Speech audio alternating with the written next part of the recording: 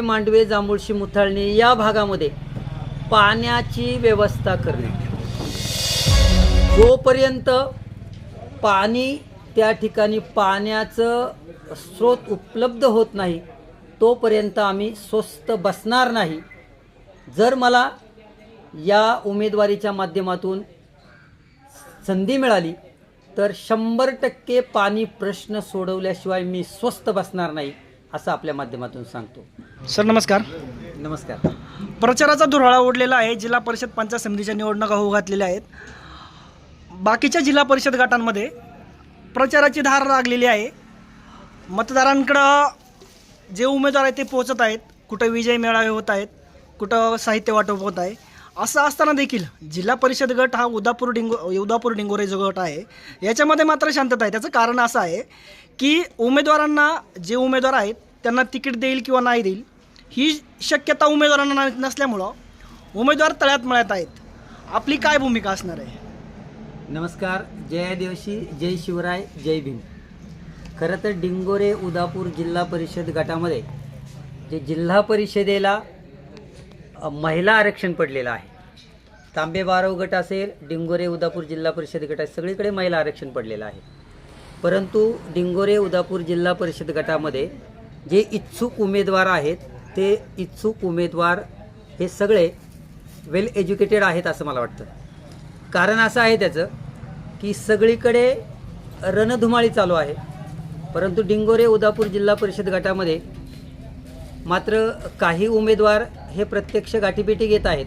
त्यामध्ये मी प्राध्यापक शंकर घोडे आणि माझी पत्नी सौ अनिता शंकर घोडे या जिल्हा परिषद डिंगोरे उदापूर गटातून इच्छुक आहेत.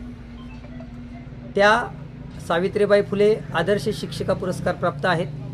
तसेच महाराष्ट्र राज्य उपक्रमशील शिक्षिका पुरस्कार प्राप्त आहेत. महिला बचत गटांच्या माध्यमातून लोकांना मदत करणं, तसेच महिलांचे छोटे छोटे मेळावे घेणं, त्यांना मार्गदर्शन करणं, आरोग्याविषयक त्यांना मार्गदर्शन करणं यामध्ये त्या अग्रस्थानी आहेत आणि भाग घेतात. मला असं वाटतं की डिंगोरे उदापूर जिल्हा परिषद गटामध्ये जे जे इच्छुक उमेदवार आहेत त्या इच्छुक उमेदवारांपैकी आम्ही इच्छुक आहोत आणि आमच्यापुढं काहीतरी व्हिजन आहे. मी स्वतः प्राध्यापक आहे. खरं तर ही जागा डिंगोरे उदापूर जिल्हा परिषद गटाची जागा पुरुषासाठी म्हणजे सर्वसाधारणसाठी खरं सुटायला पाहिजे होती, परंतु महिलेला सुटली. परंतु मी माझ्या पत्नीच्या माध्यमातून या डिंगोरे उदापूर जिल्हा परिषद गटाचा विकास कसा होईल या उद्देशानं आम्ही या निवडणुकीमध्ये उतरत आहोत. तुम्ही व्हिजनचं सांगत आहात, परंतु काय म्हणजे काय व्हिजन घेऊन तुम्ही या निवडणुकांमध्ये उतरत आहात? गोडेसाहेब, खरं सांगायचं म्हणजे की या डिंगोरे उदापूर जिल्हा परिषद गटामध्ये जवळजवळ 50 ते 65% आदिवासी क्षेत्र आहे. आदिवासी क्षेत्राची इतकी दयनीय अवस्था आहे की ते बघितल्यानंतर अक्षरशः डोळ्यात अश्रू येतात. माझा कोपरे मांडवी भाग असेल, अक्षरशः जर पाणी भरण्यासाठी एखादी महिला रात्री 3-4 वाजता गेली तर दुसऱ्या दिवशीच ती पाणी भरून येते, इतकी वाईट अवस्था आहे. म्हणून माझा पहिली प्रायोरिटी असणार आहे की कोपरे मांडवे, जांभुळशी, मुथाळणी या भागामध्ये पाण्याची व्यवस्था करणे. जोपर्यंत पाणी त्या ठिकाणी पाण्याचं स्रोत उपलब्ध होत नाही तोपर्यंत आम्ही स्वस्थ बसणार नाही. जर मला या उमेदवारीच्या माध्यमातून संधी मिळाली तर 100% पाणी प्रश्न सोडवल्याशिवाय मी स्वस्थ बसणार नाही असं आपल्या माध्यमातून सांगतो. दुसरा मुद्दा असा आहे, फक्त कोपरे मांडवे भागात पाण्याची व्यवस्था नाही असं नाही, तर इकडे तळेरान असेल, इकडे सीतेवाडी असेल, इकडे जोशीची वाडी असेल, इकडे खुबी करंजाळा असेल किंवा या भागांमध्ये सुद्धा पाण्याची व्यवस्था नाही आहे. जोपर्यंत या भागातली पाण्याची व्यवस्था असेल, रोजगाराची व्यवस्था असेल, तसेच शिक्षणाची व्यवस्था असेल. साहेब, शिक्षणामध्ये असं आहे की ज्या शाळा आहेत त्या शाळा अत्यंत खराब अवस्थेमध्ये आहेत. त्या खराब अवस्थेमध्ये असल्यामुळं पडझड झालेली आहे. या शाळांच्या इमारती कशा चांगल्या होतील, डिजिटल व्यवस्था कशी त्या ठिकाणी तयार होईल, हे माझ्यापुढे दृष्टिकोन आहे. तसेच रस्ते, ग्रामीण भागामध्ये या भागामध्ये जाणारे जे रस्ते आहेत, एकच गाडी त्या रस्त्याने जाईल इतके निमुळते रस्ते आहेत. त्या रस्त्यांमधून कमीत कमी 2 गाड्या गेल्या पाहिजे. त्या 2 गाड्या जाण्यासाठी त्या पद्धतीचे रस्ते बनवण्यासाठी सार्वजनिक बांधकाम विभागाकडे पाठपुरावा करणं, त्याच्यासाठी प्रयत्न करणं हे आमचं ध्येय असणार आहे.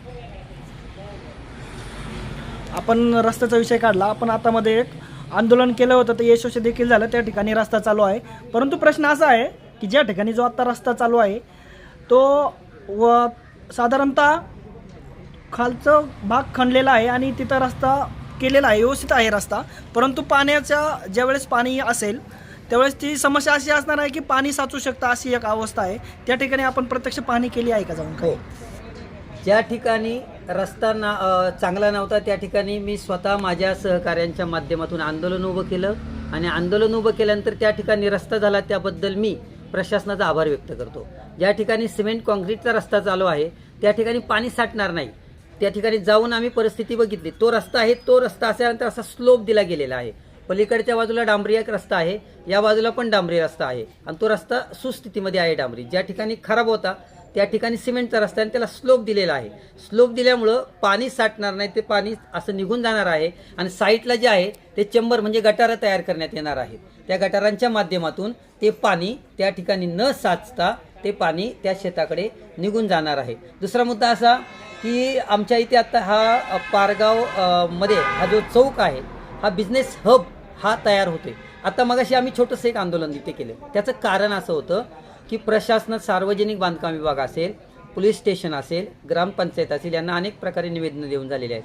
कल्याणकडून येणाऱ्या गाड्या आणि नगरकडनं येणाऱ्या गाड्या हे अत्यंत भरधाव येत आहेत आणि या भरधाव आल्यामुळं या चौकामध्ये रहदारी मोठ्या प्रमाणामध्ये आहे.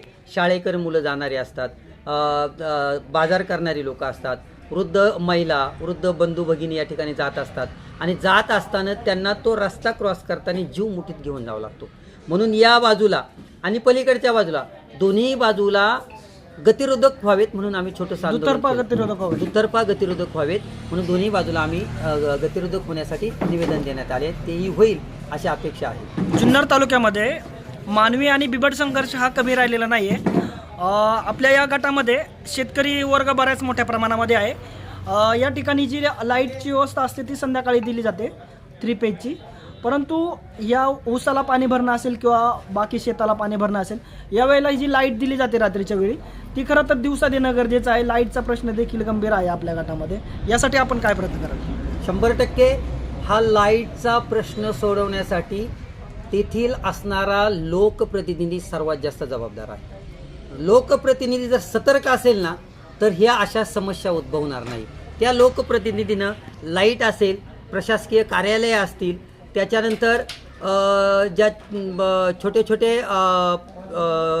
या ठिकाणी कार्यालय आहेत, या कार्यालयांवरती अंकुश ठेवणं अत्यंत गरजेचं आहे. जर अंकुश ठेवला गेला नाही तर मात्र ते लोक स्वतःच्या मनमानीपणानं त्या ठिकाणी आपला कारभार करू शकतात. MSEB ऑफिस असेल, त्या लोकप्रतिनिधींनी MSEB ऑफिसला जाऊन भेट दिली गेली पाहिजे. बाबा आम्हाला या कालावधीमध्ये लाईट असणं गरजेचं आहे, या कालावधीमध्ये तुम्ही लाईट घालवली तरी चालेल आणि त्या पद्धतीनं करणं गरजेचं आहे. या ठिकाणी समोर दिसतं इथे मागच्याच आठवड्यामध्ये आदरणीय या भागाचे खासदार डॉक्टर अमोल कोल्हे साहेब यांच्या स्थानिक निधीतून 5.5 लाख रुपयाचा हायमॅक्स या ठिकाणी उभा करण्याचं भूमिपूजन झालेलं आहे. त्याचं काम पण आता या ठिकाणी चालू झालेलं आहे.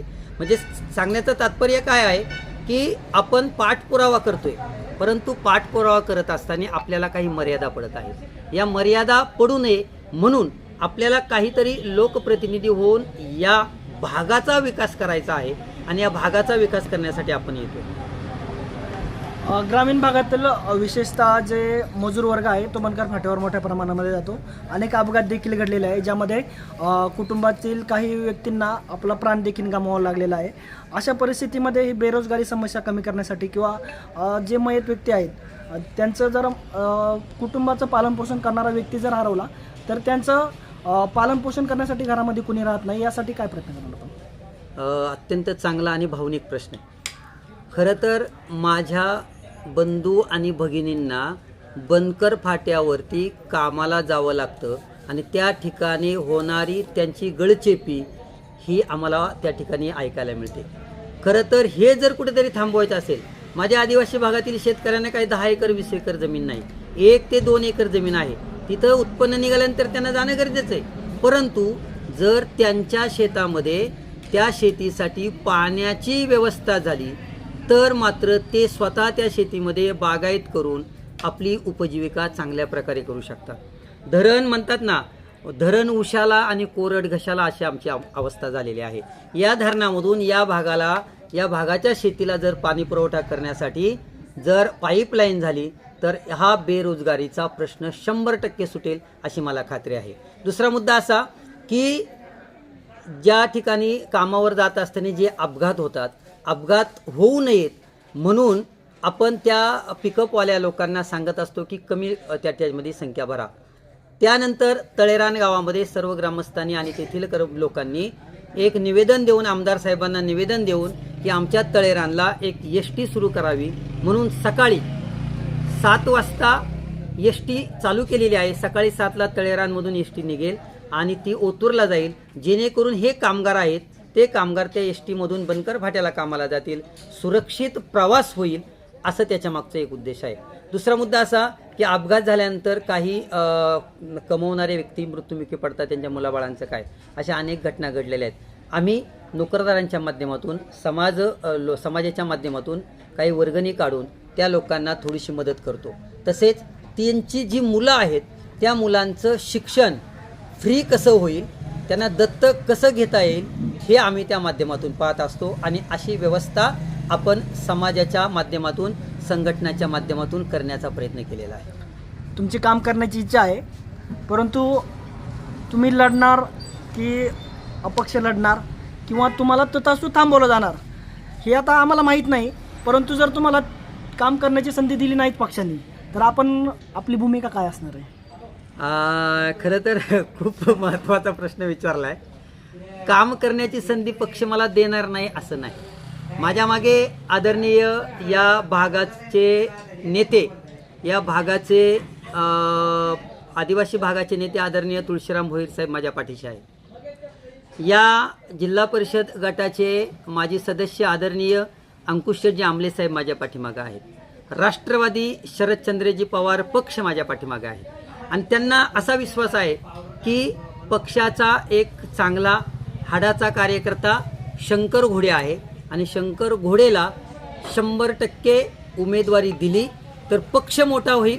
पक्ष फक्त डिंगोरे उदापूर जिल्हा परिषद गटामध्येच नाही तर तालुक्यात, जिल्ह्यात आणि अख्ख्या सह्याद्रीमध्ये पक्ष बांधण्याचं काम शंकर घोडे करील अशी आदरणीय तुळशीराम भोईर साहेबांना पण माहिती आहे, आदरणीय अंकुशेट आमले साहेबांना पण माहिती आहे. आणि हे दोन नेते विचार विनिमय करून 100% मला उमेदवारी देतील अशी मला खात्री आहे. आणि माझा त्यांच्यावरती विश्वास आहे, कारण त्यांचा कोणताही शब्द मी कधीच डावलत नाही. जेव्हापासून ही निवडणूक लागलेली आहे ना, तेव्हापासून आदरणीय तुळशीराम भोईर साहेबांचा फोटो असेल, आदरणीय अंकुशेट आमले साहेबांचा फोटो असेल किंवा राष्ट्रवादी काँग्रेस पक्षाचे जे नेते लोक आहेत त्या सगळ्यांचे फोटो माझ्या बॅनरवरती आहेत. कारण हे लोक मला आदरणीय आहेत. मी पक्षाचा कार्यकर्ता आहे आणि पक्षाचा कार्यकर्ता असल्यामुळं 100% मला तिकीट नाकारणार नाही अशी मला शाश्वती आहे. तुम्ही जी नावं सांगितली ते तुमच्या पाठीमागे असो किंवा नसो हे आम्हाला माहीत नाही, येणाऱ्या काळामध्ये कळेल. परंतु पक्षाने आणि ह्या दोन्ही जे तुम्ही नावं घेतली आहात या दोन्ही उमेदवारांनी तुम्हाला जर नाकारलं तर अपक्ष म्हणून लढण्याची तयारी किंवा अपक्ष म्हणून लढणार का? हे नाकारणार नाहीत. परंतु मी या ठिकाणी मी ज्या संस्थेमध्ये नोकरी करतो त्या संस्थेची परवानगी घेऊन निवडणूक लढवण्यासाठी आलेलो आहे. माझ्या पत्नीच्या संस्थेची परवानगी घेऊन सुद्धा आम्ही निवडणूक लढवण्याच्या तयारीमध्ये आलेलो आहे. त्यामुळं जर यदा कदाचित माझ्या पक्षांच्या पक्षश्रेष्ठींच्या मनात आले की शंकर घोडे सरांच्या पत्नीला उमेदवारी नाकारायची, परंतु मी लढण्यासाठी आलेलो आहे. हे बघा, जय पराजय ही नंतरची गोष्ट आहे. जनमत माझ्या बाजूने आहे हे सगळ्या लोकांना माहिती आहे. कारण आंदोलन असेल शंकर घोडे आहे, मोर्चे असेल शंकर घोडे आहे, उपोषण असेल शंकर घोडे आहे, प्रत्येकाच्या मदतीला शंकर घोडे आहे, दसक्रिया असो, लग्न असो, प्रत्येकाच्या सुखदुःखामध्ये शंकर घोडे या ठिकाणी आहे. आणि मी इथला भूमिपुत्र आहे. माझं वास्तव्य इथं आहे. माझी भावकी गावकी सगळं इथं आहे. सगळं माझ्या पाठीमागं आहे. माझ्या तिकिटाच्या मागणीसाठी तळेरान गावामधून 7 गाड्या गेल्या होत्या लोक भरून. खिरोशर ते आळूच्यापर्यंतच्या 7-8-10 गाड्या गेल्या होत्या. शितेवाडीमधून, कवठेच्या वाडीमधून, पारगावमधून लोक गेले होते. कोपरे, मांडवे, जांभुळशी, मुथाळण्यावरून अनेक लोक आदरणीय अंकुश शेठ साहेबांकडे, आदरणीय तालुक्याचे तालुका अध्यक्ष आदरणीय तुषारभाऊ थोरात यांच्या साहेबांकडे गेले होते, आदरणीय तुळशीराम भोईर साहेबांकडे गेले होते. आणि ते सगळ्यांना माहिती आहे शंकर घोडे सरांच्या मागं 100% जनमत आहे. त्यामुळं मला नाकारणार नाही, परंतु जर नाकारलं तर मी 100% ही निवडणूक लढवणार आहे. हे सत्य आहे, या ठिकाणी मी सांगतो. धन्यवाद.